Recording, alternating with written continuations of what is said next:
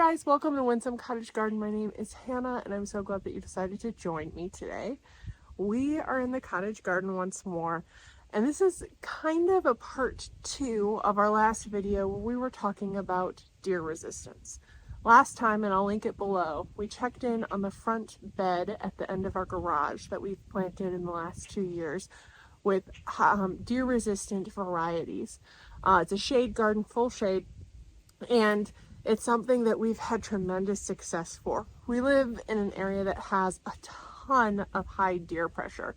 I don't know if you can see the woods in the distance, but that's a national forest, and we're between the national forest and a water source. So we get a ton of deer traffic. If you've seen other videos, you'll notice a lot of our gardens are actually fenced in because we prefer to do that than spraying. But when we were doing the bed on the end of the garage, we knew we wanted something that was lower maintenance and didn't have a fence, since it's one of the things that greets you when you come to the cottage. So we made sure we got highly deer resistant varieties, and knock on wood, we haven't had a deer problem in there really yet. We've had a couple things nibbled, but like only 1 or 2, and then they leave it alone. So we were thrilled with how it's been going. And when it came time to develop this area, we decided to use some of those same varieties. But we've had a little bit of a different experience here. I've actually planted these Astilbe that you can see popping up. They are a Mighty Chocolate Cherry Astilbe with a beautiful darker color foliage and bright pink blooms that once they reach their full size, they'll be like 3-ish feet tall. They've been nibbled on by the deer. We have this exact same variety in our front bed and they haven't touched it. We also have a lot of ferns in here that they've also nibbled on. Now these are highly deer resistant varieties, but what that really means, unless it is something that is toxic, which these aren't, is they just need to last. In their, what they prefer to eat, like hosta, if you've ever had deer near you, and I've already been gardening today, so I apologize for the dirty hands and sleeves. I think I got it off my face, hopefully. Hosta are like, top of the pyramid chain. They're like deer candy to deer. And then, there's grass and other things, and you get down, and right down here at the bottom of the food chain is highly deer resistant varieties, like Astilbe, like these ferns. But that doesn't mean they won't eat it. It's a little surprising they're eating it now because food is plentiful. Usually your danger time is early spring when like buds are coming up, where deer can do a ton of damage because they're looking for food and it's not as plentiful coming out of the winter months. Now there's food everywhere, but they're still going for these things. So what I did is I actually went to Lowe's and went a little bit crazy. And I've not only bought highly deer resistant varieties, but I bought things that will repel the deer. Deer do not like certain varieties of highly fragrant plants that are all in a similar family related to mint. So we're going to kind of encase this area and hopefully gets enough sun for them that they like it and creates a barrier that keeps the deer away. You can already see some of the varieties I've picked up. I have 7 catnips that we're going to be planting. These are an ornamental variety. You'll see there's also a squash, which is actually going home with me. I need to move it. But this will help repel them. We also have some denim and lace Russian sage that we're going to plant at the back. And I found a couple of beautiful foxglove, which you may know is actually poisonous, so animals don't eat it. We generally are very careful about where we put things like foxglove. My mom and dad do have 3 dogs, and I have 2 that are often up here with me. And they've been known to nibble on a plant or 2, but this is an area that they are never in. So we feel really good about naturalizing them there. And they're also a full to part sun type of deal. I think they're going to absolutely love this area.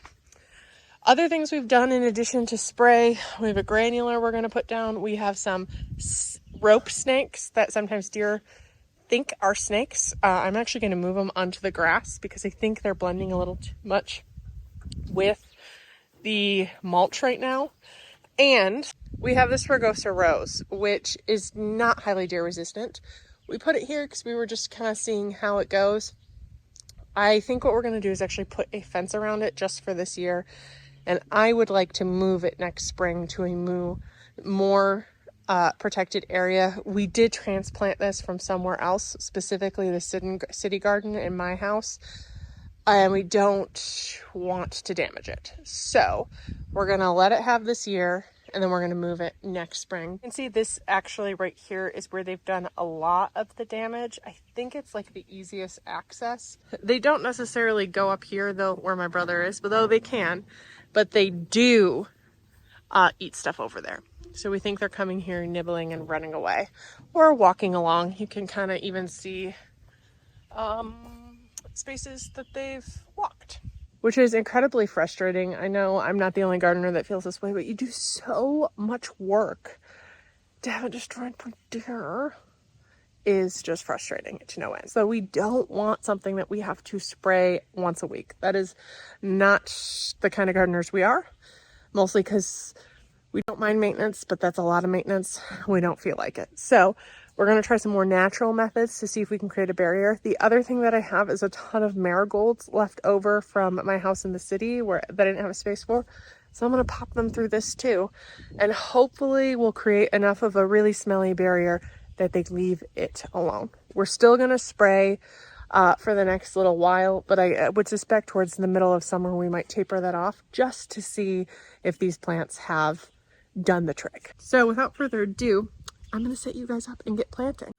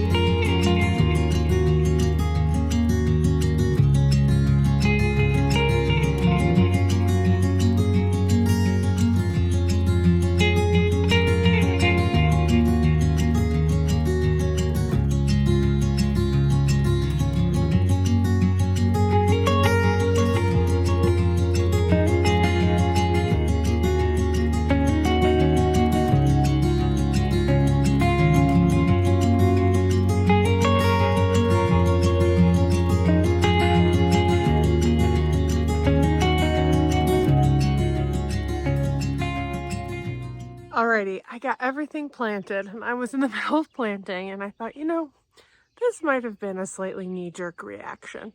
It is beautiful and I think it's going to be spectacular, don't get me wrong. But I realized halfway through, I was like, I don't know if this was 100% necessary. I could have probably relocated the Astilbe, but we really wanted that color here. And I think what we're adding is going to make this one of the prettiest little walks in the yard. I actually think that it will rival the walk on the other side, which is one of my favorite because it's a little secret garden-y. I think in a year or two, this will be similar to that. And I can't wait to see it. So let's go check it out and I'll give you a few more details on the 3 types of plants we've planted in here. Look at this thing of beauty. I absolutely love it, even though I do recognize it is jam-packed. What we ended up doing was kind of dotting around the repellent type of things. So we have some Nepeta here and here and here, and then we have another couple around the rows and down at the bottom. And then towards the back, I stuck the Russian sage as kind of a block and an icy blue texture. You can also see that I dotted marigolds around everywhere. The back actually has a whole row of marigolds. And then we popped foxglove in here and there, and I did just water these in. So we've got like a foxglove here, and then another nepeta right next to our astilbe. Then we have, you know, a foxglove behind it, a denim and lace, another foxglove. There's a couple more here, another nepeta right by the rose, another Russian sage behind it. And then over here towards the end, we had popped another nepeta and one here as well. And you've probably noticed the marigolds dotted along the front and then the whole back line. And I did put my snakes back out. Actually, let me go show you from the other side. You can see the snakes. We did move them onto the grass because there was a little bit more differentiation here versus in the mulch. And then I did a whole row of marigolds all the way along. Got another snake here and another snake here. So this was one of the areas where they definitely were accessing it. So I popped an nepeta right there, hoping that that will kind of get them to stop before they get to the astilbe. Russian sage too, it seems like they could access it easily.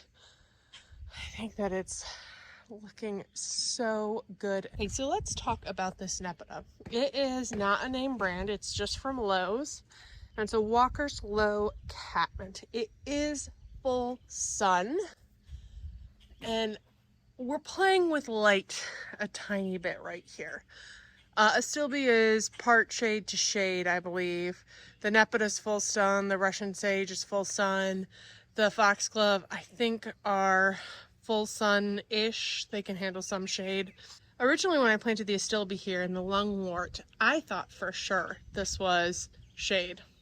I now think it is definitely at least part sun and could almost be full sun. I've been watching it a lot closer than I have.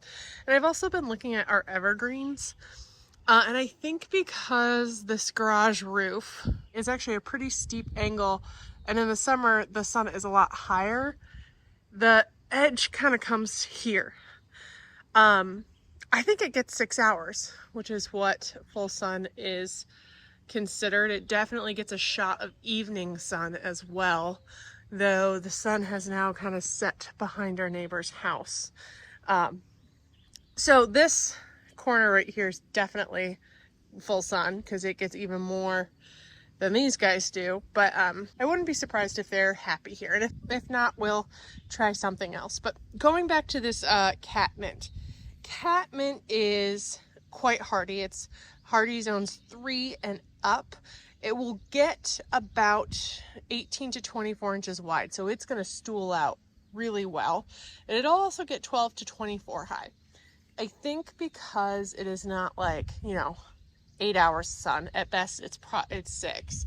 It probably won't get quite as large as it will in other areas. At least that's my working theory. I kind of suspect it'll get more like 12 by 18 versus 18 by 24. So we've got it here on this point, which I think is going to be really striking. The bees absolutely love it. I just watered them, so they're not here right now, but they have been covering it.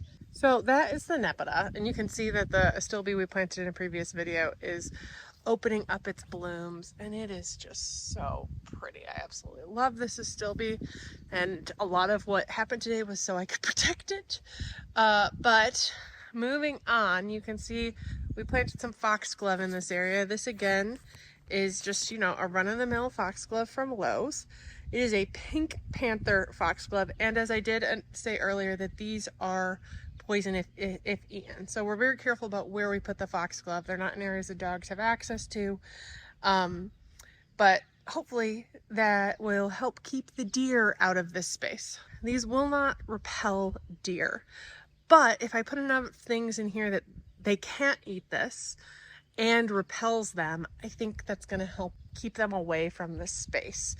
I also am going to start some more foxglove from seed next year that are different colors to kind of complement this. But we have 1 foxglove here, and then we have 4 in here, and I was very careful to pick ones that have just started blooming, so we'll get to enjoy them. Usually I wait till foxglove is on clearance if I'm buying it, and this year I said nope, we're just gonna go for it all out. Other than the marigolds, which are, I think, a Champions mix and a French dwarf marigold, the one other thing we planted is something that we put in other areas of our yard last year. This is a denim and lace Russian sage. Now, this is also the perennial of the year this year, and it is really awesome. I like Russian sage a lot. One of the things I like about this is it is an improved Russian sage. If you've experienced Russian sage before, especially the old-fashioned kind, it gets big, it spreads itself everywhere, it flops. It's a bit of a diva, in my opinion. This stays smaller, more compact, doesn't spread itself everywhere, and has a much more upright habit than some of those older versions. It still gets quite tall. It'll get 28 to 32 inches tall, and it will spread out wide. It gets about 34 inches wide, so about 3 feet.